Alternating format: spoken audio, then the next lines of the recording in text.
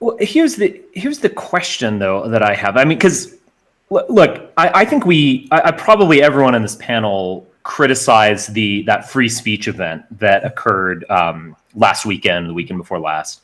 Yeah, which was a very well organized event. I will hand that to them. But you know, there are people beyond Count Dankula who are being, you know, a 90-year-old woman in Germany is being thrown into prison for expressing opinions about a historical subject that is of great controversy. Look what's happening to you. You know, to you. I mean, yesterday, exactly. I read an article on Vice, right? They've got a receipt from your bar tab. Oh god, that was so stupid. I run an establishment like that. If I did that, the reputation of the place would be shot to pieces. You know, because customers just won't go there if they're going to have their financial details published online for the world to see and judged at that morally. But also, isn't it just the worst thing in society now? It's a man who actually is talking about ideas that push the boundaries of free speech or what free speech has become, is now ridiculed for buying a drink. You know what I mean? Isn't this what they should be defending, and not, you know, memes like Count Dankula or Tommy Robinson being banned from Twitter? Right, or worse, the whole deplatforming thing, which I have not been deplatformed from YouTube and doing things like that. That's good. But the payment processing deplatforming has been a killer. I mean, I was attempting, I don't want to delve into, you know, little old me, pitiful old me, but I mean, I was for my this civil case that I'm facing, which is not a criminal case, I should say. I've not been accused of a crime. This is a civil matter, and I attempted to raise money on a platform called Funded Justice, and it went extremely well. We raised like $12,000 in 3 days or something. You know, I was halfway to my goal. I was like, wow, it's great. And I was totally deplatformed. And keep in mind, there are Antifa people on Funded Justice who don't even claim innocence. Yeah, they admit what they do. Yeah, we're fighting the fascists in the streets. Give me money. And then there are people who have surely committed the crime, you know, that they're accused of, but they're raising money for their and some of them, like, who knows what the crime is. Like, if it's Funded Justice, like, it should be, hey, here's where you raise money for legal cases. The only test is, are you really up against a legal case, or are you trying to defraud people? And in your case, I'm obviously not trying to defraud people. I put the exact case number and the judge and so on. You know, I'm not trying to defraud people. Then I went to Freestarter, and then Stripe. And Freestarter uses Stripe, which is a back-end payment processor. And then Stripe starts attacking Freestarter, and the existence of Freestarter is up in the air. Yeah. So the kind of attacks on me have just been unbelievable. But instead, where are the Liberalists in this? I want to know, because the Liberalists are funding Sargon in Count Dankula's court cases. Have you seen their legal funds? Have you seen how much they're earning? I haven't. I confess I don't. I confess I don't. Count Dankula had like 160,000 raised in like 5 days. And Sargon's doing the same way. Sargon's doing the same way. And 20,000 of that came from Notch. I don't even begrudge him that, because he should be defended on free. I will defend them. What would be nice would be for them to really stand up for this belief in free speech and say, hey, what about what is happening in the U.S. to Richard, and it's happening to me as well. He won't do that because Richard hurt his feelings.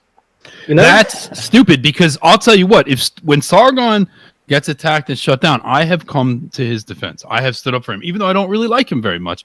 But I have said, hey, if Sargon has an event and Antifa disrupts it, I go out there, I'm like, those people were wrong. They shouldn't be disrupting your public event, Sargon. Yeah, I kind of want Sargon in the world. You know what I mean? I'm glad he's. Well, I certainly don't approve of any of these people that I don't particularly like getting attacked and shut down in the street, because I think the open public. I genuinely want free speech. Well, let me hop in here and ask a couple quick questions, if that's all right. No, because okay, Mike. Okay, get. I'm joking. I know, but because if I'm understanding correctly, I thought that Sargon had in the past, and other liberalists who had come to the defense of you, Richard, and also Andrew Anglin when he was being deplatformed by GoDaddy, because I know that's been an issue you've been facing this week with altright.com, facing the shutdown that it has. Am I incorrect in saying that? Because I think that in some cases they certainly have come to your defense in saying that what's happened to you and other guys in the alt-right has been they haven't been the worst. That's it's we shouldn't they haven't been cheering this on or anything like that. No, they're not cheering I bet if on, they're ever but... pressed, I bet if they were ever pressed by someone, they would defend us. But I think the major point, which is an interesting one, is that it's like, so they want to have kind of cute free speech victims, So it's like Lauren Southern, who is literally a cute free speech. She's literally cute, and she's an orbiter. I'll say like 7. She's 7 years old. Yeah. No, 7 out of 10. 7 out of 10. Come on. Oh, 7 out of 10. Please. She's better than that, but maybe my scale is different. Please stop misgendering Lauren. What about her sister? She okay. She's officially cute. Let's put it that way. But she's kind of she's kind of a journalist, like right-wing orbiter. She looks at people who are powerful and edgy, and then kind of orbits and moves on to the next one and things like that. And she certainly gets money by doing this. But they had other cute victims of free speech. They had Count dog. Count Dankula's That's dog. a very cute dog. Yeah, and then they wanted to, prove their liberal bona fide. So, in front of a audience of, I'm sure, 80 to 90% working class Englishmen, they, Milo pranced out there, and then some drag queen and a transsexual vlogger. I mean, it's just, again, it's just like, really. But the thing about it is that it wasn't ultimately about free speech, because that whole event was ironically about suppressing free speech. It was all, the Tommy Robinson stuff or whatever. It's like, they're reading the Quran, they can't read the Quran and come in here, So that was my, pub. That was good. That was a good hooligan. Yeah. You should do hooligan. But so Tommy Robinson, and look, Tommy Robinson, the guy's a fighter. I don't want to throw any of these people under the bus, with the exception of maybe a couple of them. But Tommy Robinson has been a fighter. But it's all about actually suppressing free speech. They don't want people reading the Quran or propagating the proselytizing for the Quran. So it was ironically about speech they don't like. And in the second time, it was about creating this kind of like cute alt-right movement, effectively, where it was like, can you believe that they're attacking us? And I would say this, the reason they are attacking someone like Lauren Southern is because she is kind of sort of alt-right.